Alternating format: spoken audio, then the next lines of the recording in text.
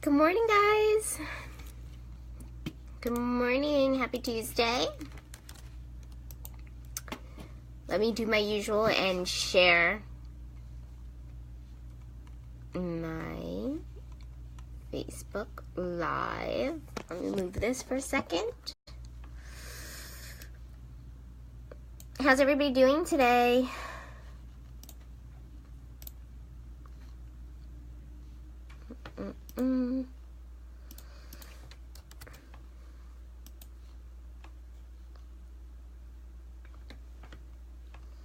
It's actually warmer today. It's so exciting.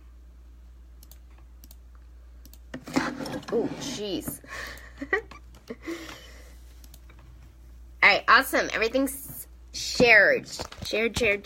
And if you resonate with any of this, please share to your pages. I would love it. And also, just to remind you guys, this is interactive. So if you want to chat or say hi, please do. I love it when you guys talk. And this is actually a good topic. So not like none of them are, but they're all really good. So, but maybe you have your own opinions or you want to ask a question, please do. So, let's begin. Hi, Justin. Good to see you again. Let's begin. I will introduce myself. My name is Justine Leslie. I'm a spiritual teacher and intuitive coach. I also do angel card readings and I'm also a certified crystal healer. What I really do is I help people get spiritually connected, empower their intuition, and, morning, Jenna, and create a life of emotional freedom. Good morning, Juan.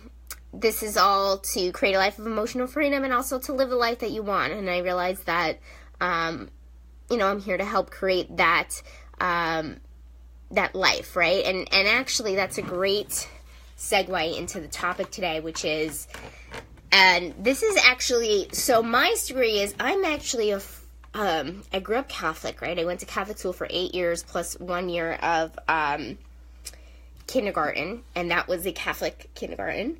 And so I kind of had the Catholic religion like shoved in my face, and it never resonated. It never did. And as soon as I went to a public high school, I deemed myself an atheist, and I didn't believe in anything. But as I look back, there are some things that I said that obviously came from somewhere, right? They came from my soul, my intuition, and, I would say, oh, everything happens for a reason, or, which is a basic spiritual principle, right? Like, that's if you believe in something bigger than yourself, then you believe that things are orchestrated in a very perfect way, in its own perfect way. So, I think all along I was very spiritual, and I just didn't know how to identify it until things shit hit the fan, when I was about 27. So I think that is when, things came out, and I had my spiritual awakening, and, my beliefs were, solidified, and they're the principles and beliefs that I use and believe truly today. And I actually used to say this one, though, because I used to fight, and this is a very interesting story, like, anytime religion was ever, or God, like, the word God would just make me cringe. Like, Jehovah's Witnesses would come to my door and talk about, God, and I would slam the door in their face, or, people on the street, like, handing out, go find Jesus cards or whatever it is. I would just get really angry because I hated when people pushed their things on me and their beliefs on me. And just, I didn't even want anything to do with the word God. And I even, when I had my spiritual awakening, I was actually afraid to use the word God, and interchangeable for universe. I kept using universe, divine, higher power, whatever. But I was actually, like, still afraid to use it. But this is something that, give me some hearts if you guys relate to this. And then I also had this thing where, this is a very common thing in the atheist community, that if God, universe, divine exists, why is there so much suffering in the world? And, what really helped me, to be honest with you, to really understand this, was Buddhism. And I'll tell you why. Because Buddhism is not really a religion, right? Because there's something that separates it from all the other religions, and that is that there's no God to worship.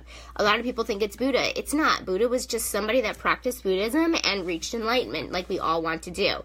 People have actually done it, like the Dalai Lama. So it is possible for other people. It's not like he's some type of God that we should be worshiping because he's quote-unquote better than us, or anything like that. Actually, Buddhism wants you to worship yourself, much like spirituality, right? Because the universe is inside of us, God is inside of us, so we are the most powerful beings on this earth. And that's what I really believe, and we're meant to be the most powerful beings on this earth. So, does that make sense, guys? Give me hearts if you agree with that, and if that makes sense. So what I'm saying is, I'm losing my train of thought, sorry. Just thinking, and maybe I'm talking a little too fast, but hopefully you guys understand this. But, Buddhism really understands emotions in life, at least I think, because I remember opening my first Buddhism book, and the first line was, life is suffering. That's it. Life is suffering. And it's the truth. And it's something that a lot of people, it's not hippity-dippity, like, oh, it's rainbows and butterflies, and sometimes I do have a tendency to believe that, right? But it's not. Life is suffering, and it's how we deal with the suffering that keeps us healthy, keeps us emotionally healthy, mentally stable, emotionally aware, just all around emotionally free, right? And how we deal with it and how we get back up from things is everything, because it shows our tenacity. And I know I spoke about the Oprah speech just yesterday. I'm bringing it up again. And even though I don't like this word hope, but the hope to see the sunshine even on the darkest days. And that's really what it is, right? I can almost cry, honestly, talking about it, but it's our ability to see the sunshine on even our darkest days. And I am aware, okay? And a lot of people, spiritual people, are aware that there is a ton of suffering in the world. I live in New York City. I pass a homeless person in this weather every single day, okay? So I see it. I can see it. It's in my face. We understand. We do understand. And I'm here to tell you that, and I wrote this down. Okay, so first this is actually really important. So sometimes, and I know this happens to me a lot, is that when I first got into spirituality, there was a lot of, not contradictions. Here's the thing. I might be a spiritual teacher, but you may not agree with the things that I'm saying. So that's why intuition is so important. It's my favorite topic. It's whatever feels good to you. So you can take whatever feels good and run with it, right? Whatever makes you feel good. When I first started, this idea of us being the creators, right? Like, all I've ever seen is people stuck in lives, right? Like, I come from, and not to say anything bad about the people that I'm around, but I come from people that are like, oh, well, I don't have a choice. I don't have a choice. I had a kid. I don't have a choice. This is my life. And I just really believe that. I just really believe that it is what it is. So I floated, right? Like a, I don't know, what floats? Like a feather in the wind, right? A feather in the wind. I just floated like a feather in the wind for my entire life, landed wherever I could, and, and being an empath is, absorbing everything. Lies, you always have a choice. Yes, that's what I'm getting to. Yes. So, being an empath and soaking up everything, taking in everything, like living a bunch of different lives, living other people's lives, getting attached to people, and, just like floating around and seeing what sticks, right? I never realized that we are the creators. And when I first heard that, and when I first really understood that, and when I was at my darkest times, and, I was reading my books and doing a lot of spiritual homework and all that stuff, and I have to tell you, if you guys could read books, I think I'll list, like, at the end of the week, like, a bunch of books that are super helpful and that helped me through my spiritual journey, didn't make me feel so crazy, and really identify different principles to me. So maybe I'll do that at the end of this week. But anyway, books really got me through for the most part. And also surrounding myself with like-minded people, I always encourage that. But when I realized that we could be the creators, I was like, how? What? How? And then I realized that is so true. That there are things that we can't control, but there are so many more things that we can. Does that make sense? Because it was a little contradictory because, if I had a spouse and he died, I can't control that he passed away. That is something that's beyond my control, and things are going to be beyond your control, which comes back to the Buddhism's life is suffering, right? So, but there are things that you can control. I could either mourn the death for the next 10 years and never get out of my bed, or I could mourn the death and make every day a day where I get better and better so I'm able to leave my bed. I have those two choices, and when you're faced with something like this, it's up to you to make the choice. And again, like Jenna just said, you always have a choice. Always, always, always. Even when you feel like you don't, there's always a way to make things possible. And when there's suffering in the world, that gives us an opportunity. And I do believe that sometimes there's suffering in the world for us to have an opportunity to learn to get back up. And I knew I was suffering. Surrounding yourself with like-minded people is key. Yes, of course, Darren. Definitely. That helped me so much when I was going through my spiritual awakening in my dark night of the soul. What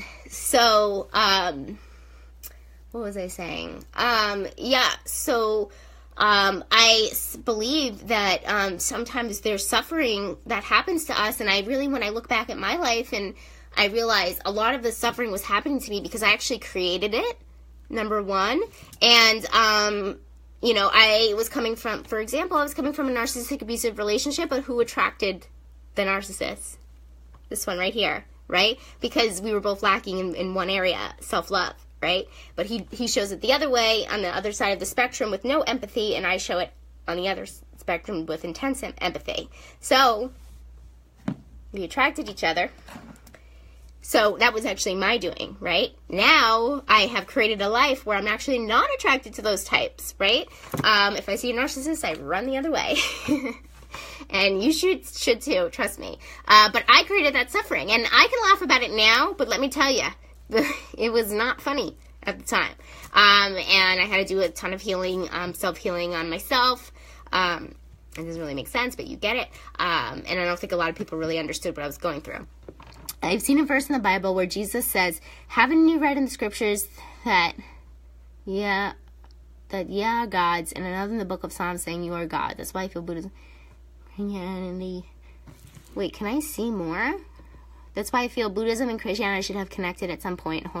Yes, I do. Okay, and let me just go back. I'm not against Christianity at all. Whatever you believe in, that's, like I said, whatever feels good to you feels good to me. But I actually think they have some crossing points. Like, they do cross at some point. But, Buddhism is just the thing that really, really spoke to me about suffering. And so why is there so much suffering in the world? Going back to that, I don't mean to digress, but I do believe that sometimes we create it ourselves, right? And so we really have to take a really hard look at ourselves, right? Everything that happens to us is a mirror, 100%. Every friend that comes into your life, mirror. There's something about them. If you don't like something about them, probably is something you don't like about yourself. Same thing with relationship. Same thing with family, same thing with experiences, the same exact thing. It's time to look, sometimes when suffering is happening, you need to take a good hard look at yourself, right? And even when it comes to illness, right? There are, you get lung cancer, you're a smoker, it's time to look at yourself, right? Did you create this suffering? Maybe, probably. So, and not to blame, this is not a blaming thing. This is kind of explaining it, So yes, we may create it. But then the other thing, too, is I believe suffering comes to us and happens in this world because of something that we call karmic debt. And while we're still in Buddhism, this is something that has really helped me understand. And it's really out there, but I do believe that it is true about past lives and our karmic debt from past lives. So that just means that, I believe, and I know that it's true actually, that we've actually spent multiple past lives. I don't believe in heaven and hell. I think hell is here. Hell is suffering. We are here. We are already here. The person on the street down my block who's homeless in 10-degree weather, that's suffering. That is hell. And it's right here on earth. And that's what we really need to understand is an emotional freedom to me, and living the life of your dreams and joy. That's heaven. That's what it is. There's no better feeling than love and joy and anything in the positive, right? And like I always talk about. So I really believe there's this thing called karmic debt, and it comes from past lives. And if you don't learn all the lessons in your lives, then they get passed over with your soul to a new life, and then you experiencing the suffering to learn that lesson again. So does that make sense? So I think even generationally for me, what I found out to be true is, if I looked back, is that a lot of my mom and my grandmother were both in narcissistic relationships, and it made so much sense that it was time for me to break the cycle. So mine discarded me, right? And I really think that in a past life, I may have been narcissistic. And I had some narcissistic personality traits, too, growing up in my 20s. But I just believe, all of these things are teaching you a lesson. And everything that's suffering anything that is of suffering is teaching you a lesson, whether it's from this life or the past life. It doesn't really matter. Things kind of interchange. If it doesn't really make sense in this life, then maybe it's a good idea to take a look at past lives, and you can do that with past life regression.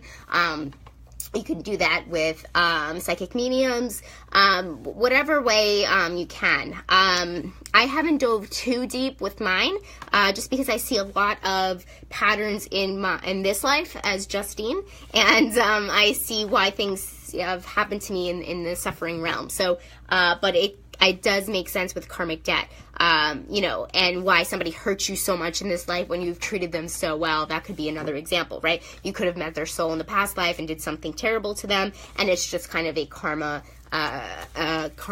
cycle that's going on here, and that's it. And that's the thing. If once you accept that it's a karmic cycle and you learn the lesson, you accept and surrender, right? I have it right here on my wrist. Accept and surrender. And once you do that, then it could pass, right? Then the pain passes, right? And then the other thing is, so the last thing I want to leave you with is that we are here to trust the plan. So that's the thing. So, and here's where your intuition comes in again, right? I know the suffering in the world is not ideal. It is not pleasant. It is not great, okay? It's hard, especially if you're an empath. It really gets you, right? It really gets you, puts you down for the count. But it's really important to trust the process. The universe doesn't make mistakes. The universe has your back. The universe has everything orchestrated in a perfect way, where things that are happening to you are happening to you for a reason. And if you don't trust that, if you try to go against the grain and you try to fight that, it's going to be a lot of resistance, and you're not going to be in the flow. And in order to be in the flow, what do you have to do, right? You have to let go. So you have to let go of trying to control situations that you can't control, and just allow the suffering to happen, and just be in control of what you can be in control of, how you react to it, who you surround yourself with, how you heal, anything along those lines. You actually have control, and you do have more control than you think. So I just want to leave you with that. And, if it wasn't clear, about why is there so much suffering in the world, at the end of the day, God, universe, divine is, like I said, perfectly orchestrated to give us the lessons that we need, give us the tools that we need to learn. Everything is, and these lessons, by the way, guys, it's all going back to one thing: learning that love is the only thing that's real. And that's what really my suffering came down to, is that love is the only thing that is real. And I wasn't able to release the pain completely until I was able to love my attacker, or whatever you want to call it, or somebody that hurt me or forgave me. It's usually that hint is usually going back to love, the only thing that's real. Fear is not real. Hate is not real. It's all emotions that are created by our human selves, and the universe is trying to get us back to a place of being in harmony with each other. We are all one, and when something is off, we're all off. And, it's just as a collective just trying to get us to be more joyful and fun and happy and blissful, any of those positive words. And it's not here to punish us, right? It's really just really trying to show us what's real, right? That's really what it's trying to do. And if we can keep that in mind as we go along and really trust the universe and use this as part of our healing journey, I think that we will all be a little bit more, I don't even want to say positive in an experience, because when you're in the middle of suffering, it's hard to be positive. Like, let's be for real. I thought I would never love again, or, it's not a good place, it's not a good place. But, if we can keep this in mind and just trust the universe and pray and meditate, and, meditating is for listening to what the universe has to tell us, and praying is speaking to it and asking for help. It's okay to ask for help. I mean, asking for strength is totally fine. I do it every day. I'm not even... Oh, sorry about that. I lost you for a second. I'm not really in a place where I'm like in extreme suffering, but I do still pray because the world is suffering, right? And let's not forget, we're all connected. So I do want to close this up. I'm afraid I'm going to run out of... I think my Wi-Fi is kind of messed up, so I will close this. I hope this totally helped you guys. If this resonated with you, I would love for you to share it. And if you're watching the replay, please share it as well. I will be on tomorrow. I'm not sure about the topic, but you'll just have to tune in to see. So I will be on tomorrow, and I'll see you then. Bye.